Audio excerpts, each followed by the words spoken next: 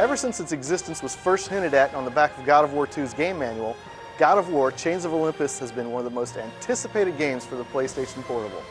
Now that the wait is finally over, the question is, does it deliver? The answer is yes, almost across the board. The combat, level design, gore, sex, and mythology are all here, albeit in slightly stripped down form. God of War Chains of Olympus' story takes place before the first God of War game on the PlayStation 2, which is a little confusing because you find yourself trying to remember just what had and hadn't happened in Kratos' twisted life at the time of the first game. The story doesn't play a prominent role here, but this is God of War, so all you really need to know is why Kratos is pissed off so he can go off and slaughter mythical creatures with reckless abandon. With few exceptions, the combat in Chains of Olympus is just as you've come to know and love. The controls are tight and in general quite good. Learning to evade attacks requires a bit of adjustment, given that you need to hold both of the shoulder buttons and then move the analog stick, but you get used to it and it works fine. Kratos still has his trusty Blades of Chaos, and eventually you'll get your hands on a second weapon, the Gauntlet of Zeus, which is a giant glove that Kratos can use to pummel his foes. It's a great addition to Kratos' armament and a ton of fun to use. It's just too bad that it's the only alternate weapon in the game. Magic is a bit limited as well, and the first ability you get is also the most useful. As soon as the opening cutscene ends, you're thrown right into the middle of an epic battle in which you must defend Attica from the Persians, who have unleashed a huge reptilian basilisk on the city. During the course of the game, you'll fight your way through Attica, some enormous caves, and eventually Hades.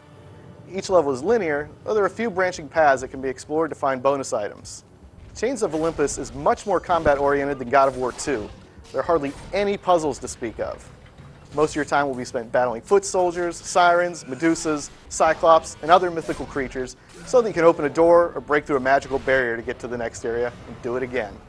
The heavier focus on action certainly keeps things moving, and the combat is as awesome as ever, but the occasional bit of puzzle solving and high-wire acrobatics is certainly missed here. Chains of Olympus delivers almost everything you'd want from a God of War game on the PSP, but there are a few issues that are worth noting. The biggest problem the game has is it does almost nothing new. Even the played-out sex minigame is back, and there are way too many button-pressing minigames.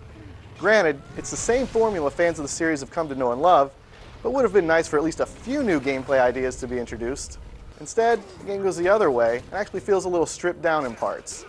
There are fewer weapons, levels, and boss fights. It's also rather short. I collected all but one of the hidden chests and still saw the ending credits in less than 7 hours. True, you're left wanting more because the game's a blast and there are a number of unlockables, but it's still over far too quickly. Few PSP games can match Chains of Olympus from a visual standpoint, either technically or artistically.